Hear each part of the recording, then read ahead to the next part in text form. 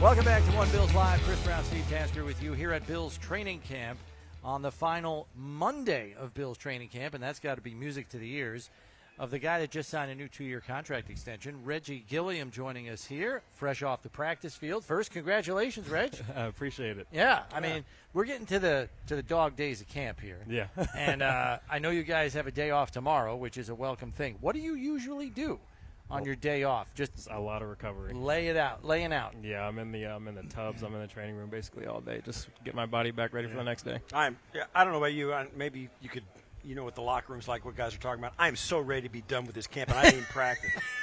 I like camp because it's the only thing you have to focus on. It's like right. You get football tunnel all vision. the time. Yeah. Right. It's just football all the time. There's no distractions. So. Yeah. Exactly. Even the media is not a distraction. Even though you come to an interview like this, there's nothing going on. There's no stories. It's just you guys. It's just football all the time. It is kind of fun that way. Are you a fan of going away for training camp? This is my first time going away, and I'm really enjoying it. Yeah. So how did the new deal kind of come together? Like, was your agent saying, hey, we might have something here for you, I'll keep you posted? Like, how did it go? Yeah, it kind of just came out of nowhere, really. So my agent calls me up and was like, hey, the Bills want to make an offer. We got to talk about some things. I'm like, okay, great, let's do it. So when you have, I mean, because you've been grinding, the last few years, trying to say, hey, I deserve to have a role on this team. You prove that. They found a pretty diversified role for you in the offensive backfield, and now to have it validated with an extension like this, I've got to imagine that validation feels good, because now you're not wondering, does this team believe in me? Now you know what I mean? Like, there's a difference, right? Yeah, it's an amazing feeling, considering just 2 years ago I didn't even know if I'd still be playing football. With my pro day being canceled due to COVID and, going undrafted, watching the entire draft, not hearing your name called, I'm just like, okay, this is probably the end of the road for me. And then the Bills come calling, and now here I am signing an extension 2 years later. And in the extension, you look back now, and things look differently than from this end of the timeline than they did before, because not only did you make it, they crafted a spot for you. I mean, you were a tight end. You say, we're going to make you a fullback, or fullback or an H-back, or move you from fullback to tight end. They wanted you on the team, and it's from this end of it now. Signing an extension, it's got to be really gratifying that you showed them enough versatility that they found a place for you, made a place for you. Yeah, it's a great feeling. Like I said a couple days ago, or the other day, whenever it was, is that I've never been on a team where I was wanted. Like, I had to walk on everywhere I've been. Right, Toledo, yeah. Yeah, I walked on Toledo and then basically walk on again as an undrafted free agent. So it was nice for someone to feel like they actually, they believed in me. So now I feel that security behind me that, okay, this team wants me here. Give us an idea as to how, because, you're listed as a fullback now. There was a time where it was a little bit in between.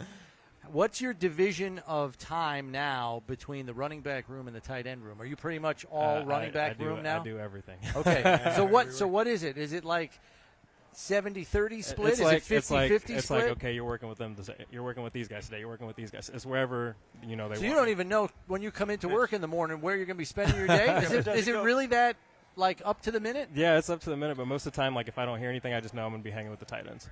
Do you, like, during the season, like, if the matchup and they start doing the game plan, during that week you'll be mostly with the tight ends that week for that game, and then the next week it's like the other way. Right. Because of the game and the opponent you're going to play, Yeah, right? it's all game plan, but, I just come in and I go wherever they tell me. So.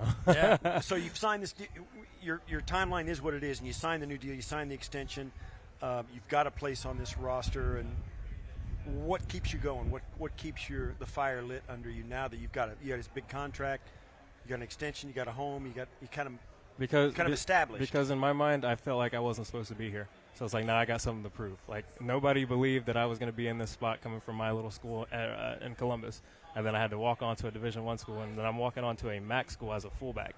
Well, I was a running back, then they switched me to fullback there. But still, a walk-on fullback from the MAC. Like, that's 3 strikes against you right there. Yeah. There's a little bit of a MAC presence on this roster, though. Yeah. Quentin Morris and Cam it's Lewis not, and it's not Tommy Doyle. Tommy Doyle. We got a good set of MAC guys, but still, a MAC guy being on an NFL roster is not very common, Right. And then a fullback being on an NFL roster is not very common either. Right. So it's like I already had that going against me, so it's like I got something to prove. What is it about – maybe give us a little peek into the tight end room when you're in there, because – Tommy Sweeney's kind of an interesting guy. He's kind of a renaissance man, if you will. And then you got Dawson, who's the nicest guy in the universe. Yeah, Tommy's What real about old that school. room? Give us a little personality breakdown of that room. How is it as a group? We got a lot of different personalities in Yeah. that room, but we all mesh together pretty well. Tommy's the old soul, knows everything about history you could ever imagine, knows every 1940s, 50s alternate rock song. Like, that's Tommy all the way. Was there alternate rock in the There was 50s? not I don't know, but if there he's was, telling he you could was, tell he you. would know. Yeah. What about that running back room? Because it's like the South Florida contingent. Yeah. Like every last one of them is like from Yeah. down that way. So is that kind of weird going into that room sometimes? No, we all mesh together pretty Okay. well. We've all known each other for a little while Yeah. now, so I think we're good. All right, cool. Do you think there's any embarrassment for the team having somebody labeled as a fullback on the team? Absolutely not. I mean, they just make you a tight end and let you play fullback. No. There's fullbacks are a dying breed. There's not absolutely no question about it. And how does it function? What do they tell you about your role as a fullback? And it goes back a ways, because you were in college. You know what that spot is like. Yeah. You don't usually get a handoff, No. right? You're banging heads with somebody. Maybe short Yeah. yardage. You never But, know. Sean always says the more you can do. Yeah. So, yes, I'm listed as a fullback, but I could play any position. I used that line today with one member of the media. The more you can do, Yep. it's universal. As versatile as you can be. What do you have a role on special teams, and how big a part of that is? Yeah, I'm a four-phase guy. I'm on I'm even right. on field goal. So Right. So anytime they need me, I'm there. You guys have a real good core group now on that unit. Guys that have played together for 2-3 years. Yeah. Taiwan, Jake, Andre Smith, Tyrell Dotson. I mean, you got a bunch of guys that Yeah. have kind of all been on those units together. Saran, how much does that help? And Steve can probably speak to this too, but how much does that help when you're on one of those, 100-mile-an-hour type plays? Like, when you know where your guys are going to be, I got to believe that's huge. It helps out a ton. We mesh together so well, especially on kickoff. Like, I know how the guy next to me is going to play. I know how That's what I mean, T-Dot is going to play next to me, so I can play off him. We all feed off of each other. And there's a crew there that is pretty stable, and it's about 6, 7, 8 guys. It's you, it's Taiwan, it's Metakevich, and all those guys.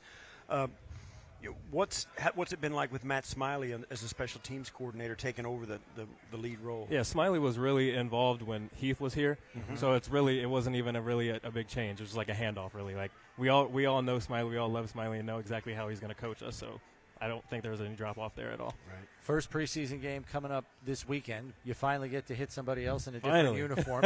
So I know that always feels good for you guys because you're tired of looking at each other over here. Yeah.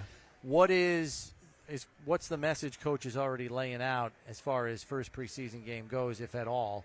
Like I don't know if he's even brought it up yet because we're still kind of early in the week here, but he's got to believe he knows you guys are eager to get out there against somebody else. So maybe what are you looking forward to most, when you get on the field facing Indianapolis? Our thing for us is just it's about us. Like we have an opponent, but if we need to play our ball. We need to focus on what we're doing more than the opponent. I gotcha.